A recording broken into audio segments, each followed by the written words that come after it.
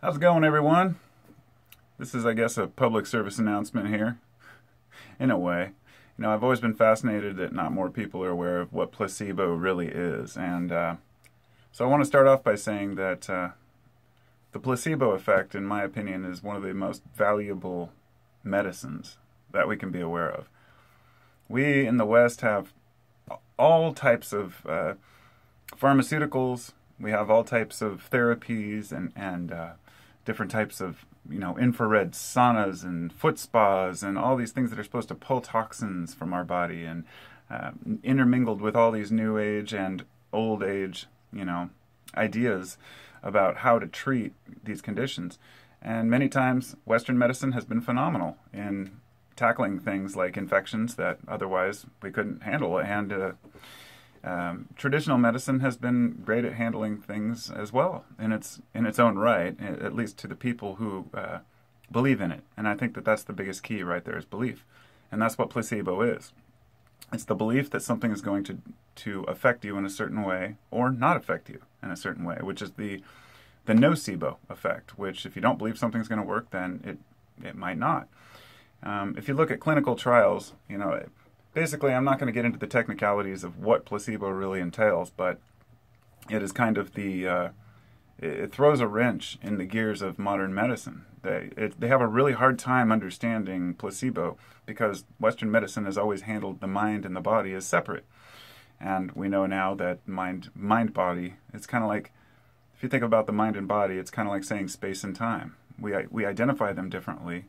They have different properties, but they are both intermingled and intertwined to one another.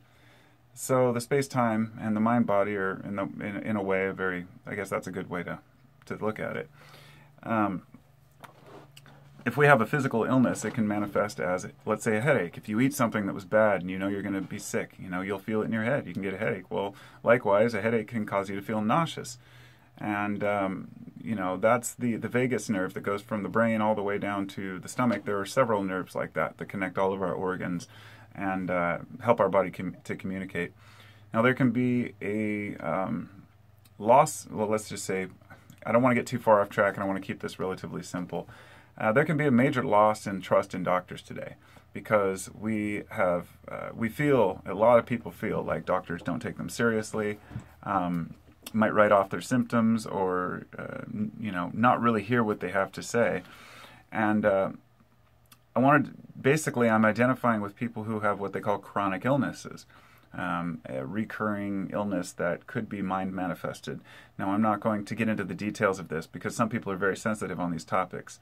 When we talk about, let's say, electrosensitives, people who claim that they're electromagnetically sensitive, are sensitive to electromagnetic frequencies, and many of them move out to West Virginia to try to escape, cell phones and Wi-Fi and all these things. And you hear about it a lot. Well, I've heard people say, well, I read this thing about Wi-Fi, and I think I'm having these problems too. But under controlled, when you try to do an experiment to see, well, how much validity is there here, you turn up empty-handed. You can't do a test to see if what a person's really feeling. So it's a lot of anecdotal evidence. It doesn't mean that it's not true. The same thing happens with people who have what they call fibromyalgia. And, I've heard people say, well, I think I might have that. Or, maybe that's a possibility. Fibromyalgia in itself can't be tested for. There's no test to do for it. You can ask a person questions and say, do you have pain in these places? And then you can treat it somehow with painkillers. But a line of thinking goes that it's a brain disorder that is causing these symptoms because they seem to manifest after times of stress or depression, extreme anxiety, after divorces, breakups. And you'll see this happens with the herpes virus, for example, too. People talk about how they have flare-ups when they're really stressed out. Now, a lot of folks are afraid of viruses, in their body, but there are, more than the herpes virus, which we know of. We're constantly inhaling viruses. We have who knows how many untold viruses in our body, and who knows what they're really doing to the body. Who knows how much we're really in control of our own minds and how much the bacteria in our gut contributes to how our minds operate. I mean, we know that there are bacteria that help produce serotonin in the gut. People who have been treated with antibiotics for a long period of time often they will manifest these signs of these illnesses, these long-term illnesses after taking a long dose of antibiotics. It's because the antibiotics don't just kill the bad bacteria, they kill the good bacteria. And 50 years ago, if you told people, well, told a doctor, well, we have good gut bacteria too, they'd just laugh at you. The image that we have of the body is that it's this closed system and that we don't want any foreign entities. Not realizing we have to incorporate all these different viruses and bacteria into the regimen. Yes, we do have more bacterial cells in our body than our own cells. And many of these help us in ways that we could never fathom. So I guess what I'm getting at is that the issue is that often, regardless of whether it's a virus or otherwise, when we are stressed out, when we're anxious, basically our immune system shuts down and we go into fight or flight. And generally, a person can overcome that quickly. You have a panic, you deal with it, you move on. A lot of people are stuck in a state of perpetual fear, if you will. Butterflies in the stomach, constant anxiety. And that shuts down your clear thinking, and that releases hormones and let's say like cortisol into the bloodstream, which can cause not just weight gain, but loss of appetite or gaining appetite. There are several different ways that stress can, really devastate the body physically because of that mental issue. And so conquering stress, conquering depression are a couple of the big keys. The thought is that, maybe we should take a medicine to have a better quality of life. That's up to the individual. What it really comes down to is not the medicine that you're taking, but the effect that you believe it's going to have on you. And this is also why I don't talk as much about, like I made a video the other day about kratom addiction. And one thing I didn't mention in there was the fact that one thing that's the most important factor of how a person's going to feel after they stop taking something is how they expect to feel. Our expectations of whether we're going to have withdrawals or feel crappy. And give you an example, which I've experienced myself, as I was a smoker for 25 years. And I'd quit several times, sometimes for a year, sometimes for a year and a half, 2 years. And it took a long time to break. It's a difficult habit. But I was always under the impression that it was the most addictive substance and that it was so hard to break, because that's what people said. I was following the mindset of the masses. And a couple times I did quit. Yeah, I wanted a cigarette. It was hard. But I remember a couple times, at least this one time when I quit, and I said, you know what, I don't want to smoke anymore, and I refuse to feel like I'm going to want one. And I quit, and I didn't want one. And I quit for a very long time. And of course, stupidly, I started back up again, but then I quit again, and now I still vape, but that's another, that oral fixation or having something in your hand, that also comes from the brain. It's my own insecurities, because we all have insecurities. I'm definitely somebody who has tried to deal with stress over the years. I used to be very anxious, and I've learned to cope with that. My brain races. I'm always thinking about things. It's something that some of us just have. And I wonder sometimes, it's a different subject altogether. I won't even get into that. I just wanted to say that meditation and mindfulness are basically the same thing. And the idea of meditation and clearing your mind of everything isn't necessarily what it has to be. It's a matter of focusing on one thing and thereby drowning out all your external, influences, but focusing on that calm, collected mindset that you want to have.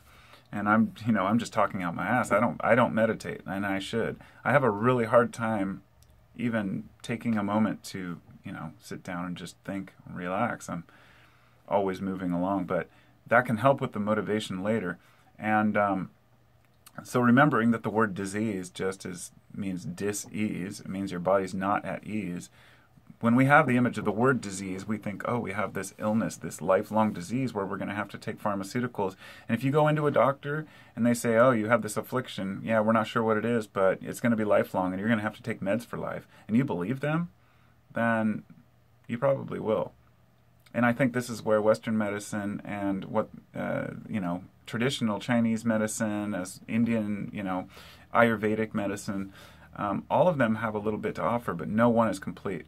And there's a lot of woo-woo bullshit out there. Before I go, I'm not going to sit here and say, well, it's all in the head and that we can ditch medicine and, go into these, homeopathic doctors.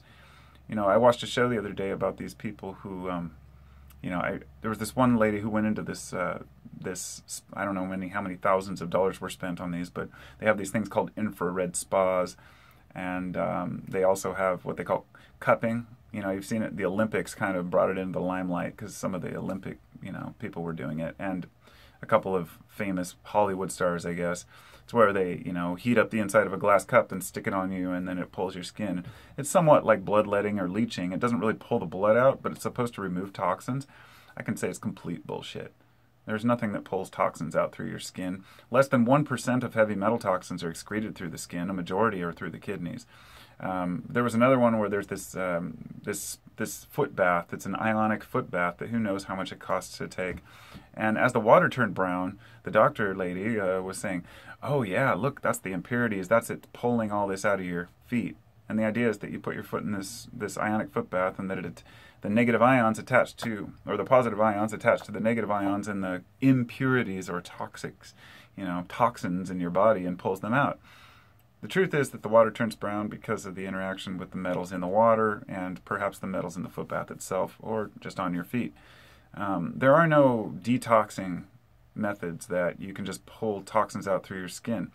You can sweat all you want, but really your body's just going to get thirsty. It's important for people to know this, and you're welcome to believe what you like. And like I said, this goes back to the beginning. If you go in and you have these treatments done and you believe they're working, then you might feel better, because ultimately what we're trying to do is convince our bodies to heal themselves. But all I can say is that before, make sure that you're not spending money you don't have. That's all. Because some of these charlatans and snake oil salesmen, they think that they're doing the right thing. They get stuck up in their role as these health practitioners. People who call you on you call them up for $7 a minute on the telephone and they heal you remotely. I'm sorry that I have a hard time with this. I can't help it. I'd love to believe the woo-woo, but I believe it's the individual that's curing themselves, not the healer. But having a healer who is on your side gives your brain that, oh, I have somebody who's helping me. And so I'm not sitting here to dismiss healers, because if people are, calling up folks and getting advice over the phone that makes them feel better, so be it. But for $7 a minute, I'm a little bit skeptical of how anyone who had the right intentions in mind would charge that much. And if you look at some of the prices of these, these quantum pendants that people wear, that are supposed to protect you from EMF radiation, it's all bullshit. It's all total bullshit. And it's frustrating because there are a lot of traditional medicines which can help people. A lot of herbs which actually contain compounds which have been shown to help over time and now have been scientifically confirmed to say, oh yeah, they affect this part of the brain or this part of the body. There are a lot of facts out there, but there's a lot of bullshit and woo-woo that's all wrapped up in it. And many of these devices that people, have you hop into this chamber and do this study. And, I can't help but be a little bit cautious about it and also a little dismissive of it. In fact, right before I came to make this video, I checked my YouTube comments, and there was one comment in there. The last one I looked at was from somebody who, on a video I made about scalar energy a while back. And in the video I said, hey, nobody knows what scalar energy is. They're taking Reich's invention from the 30s or 40s, and then they're, trying to sell you this pendant or claim that they can heal you by you sending them a picture, and they put it on this device and they ask it to, assemble the nutrients in your body. It claims that it can assemble over 250 nutrients in the body, and that it eliminates all diseases, And I sent the guy a personal email, and we talked back and forth a little bit, and eventually he just cut me off because I asked how it actually worked. I'm like, if you can't tell me how a device works that you built, and, then how am I supposed to trust that it's good at all? But somebody left a comment on that video saying that they've been doing the 15-day free trial and that actually they've had good results. And she's like, since I was young, I've had digestive problems, and I have these outbreaks, and they haven't been as severe lately. And I think it's because of this treatment. And what do you say to that? All I said was, I'm glad that's working, and I hope it's true. I just hope you're not spending money that you don't have to somebody who's bankrolling on other people's misery. Because there are a lot of desperate people out there. And some of the people who are suffering the most physically, it's because they're suffering the most mentally. And they're the most, they can be easily become victims of somebody else's, intent to cash in on their misery. So, if anything, that's the message I'm trying to convey. These, a lot of these New Age treatments are complete bullshit. If you believe they work, then maybe they will. Just be cautious how much you're spending. But also, many medications in the pharmaceutical industry are also bullshit. A couple anecdotal reports about how beneficial something was, and then everybody jumps on the bandwagon. Just look at fads through the history. Medicinal fads and herbal fads, and, you know, most of them don't go anywhere. And if you really look at the studies, you'll find that placebo is the wonder drug. If you don't know what a double-blind study is, just in a nutshell, you know, people hear that a lot but don't realize what it means is that not even the doctors know which patients are getting the placebo and which aren't. When they do a study, they'll do one with the real drug and one with a fake, you know, sugar water. And then they'll compare the results, and often they're very close. But if the medicine is slightly more than the placebo, then they think, well, it must be useful. Well, you know, sometimes that's true, sometimes it's not. But the idea that, shit, I kind of lost my train of thought. Oh, yeah, if the in the past, if the doctors knew which drug was the placebo, it seemed that affected the results. And so even in the medical industry now, they have a separate person separate the drugs, then they give them to the doctor who is unknowing, and then he gives them to the patients. Why would the medical industry do that? You know, if you really think about this, you think about the implications of this. You know, they overcomplicate a study because just the doctor knowing in his own mind which medicine is the real one affects the patients. So there's a little more to it than just the mind of the patient. There is a little bit in the mind of the practitioner. And that's also why I would recommend to make sure that you trust the person if you're getting, you know, advice from. And be careful about somebody telling you that this herb's going to save you from this disease or this treatment's going to make you better forever.